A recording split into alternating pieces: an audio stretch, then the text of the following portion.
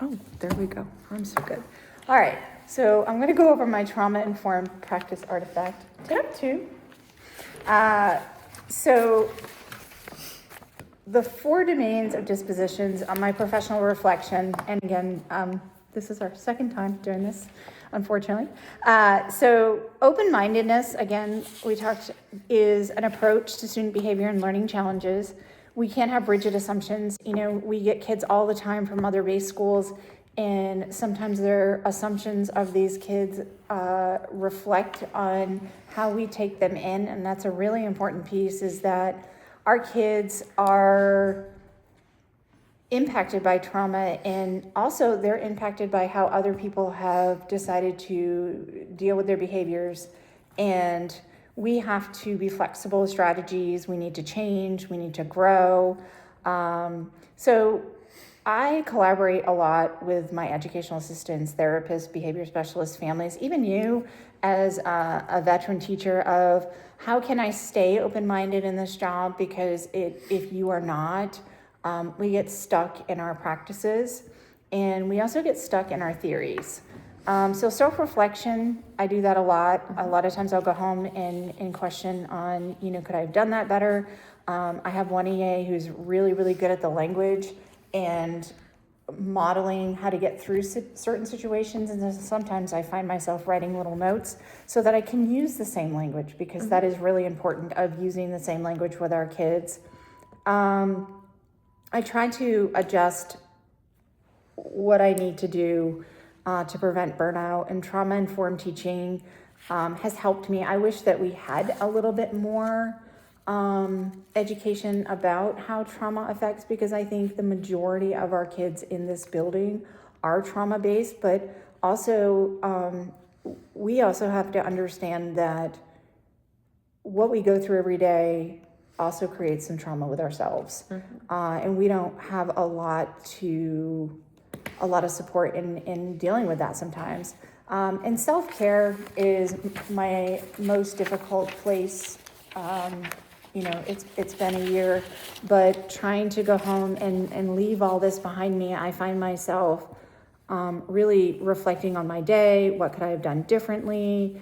And being harder on myself, I think, than other people are. And that's been my number one. And my goal for this year is to take some family medical leave act, and to have that downtime to know that if I'm not emotionally able to regulate myself, I can't regulate my kids. So even the curiosity, I am always willing to reach out, and I need to learn how to do things better. I don't always know. I haven't had a lot of practice seeking new strategies on how to emotional regulate, but also AAC devices. What is out there for videos, things that I can use in my classroom, teaching social skills, boom cards, and educational equality is my number one. It's one of the things that I think I'm the most passionate about in this job, is that it doesn't matter where this kid comes from. We need to do better in Knox County and in Ridgedale about educational equality and our accommodations, our individualized supports and instructions, that our students should not be held to identical expectations. Each student should get what they need to succeed. And, that is one, honoring diverse communication styles, providing emotional regulation, providing possible aid support, autism support, behavioral support when necessary, and that our equality should not be based on what part of town, whether or not the parents are lawyers or doctors. And I find that tends to happen, and I think that is the hardest part of my job, is because at the end of the day, it doesn't matter where this child has come from. We need to look at this student as where can we help them. And I did add a SMART goal, because I think strengthening staff consistency and trauma-informed practices and co-regulation, because as you know, our educational assistants get switched out, and I have a new one who is doing a good job, but doesn't necessarily have all of the language, and is learning about emotional check-ins, how to co-regulate, less is more, saying less is more, and just giving that time and that silence, I think, is a really important one. So that is one. I want to help my staff demonstrate correct use of 3 trauma-informed strategies before the end of the year. And how I'm going to do that is modeling brief check-ins, ongoing coaching, lots of daily practice, and giving some of those little snips of feedback of how to support that language. So my question to you is, I feel like we've done this before, is given the complex needs and changes with educational assistance and strategies, how can I help strengthen consistency and confidence and follow through with the trauma-informed practices of my staff? I like the word you said is consistency. It's really hard, especially when we do the Ridgedale shuffle, so to say, and you may have this staff member for 2 weeks, and then you get another one for a week, and then they switch it out again, and it's hard to constantly be reteaching this. So, and again, with our behavior plans, we think that they're pretty easy to follow. However, it's hard to understand it when, for us, it's easy because we've been using the same lingo for 15 years or whatever it is. So what I've learned to be the best, and it takes a lot of work on the forefront, but it's so much easier once you put the work in later on, is I do I like to call it a support plan or a BIP at a glance. And I'll take the BIP and I'll pull out the most important pieces proactively, reactively. And I break it down in the language that you were talking about. I don't want to overwhelm them. So I'll maybe pick 3 to 4 phrases that we use, that we provide as the feedback of I like when you have a nice calm body in your area, or use your words, or whatever that might be. And I'll do specifics, like when he does this, we do this, when he does this, do this.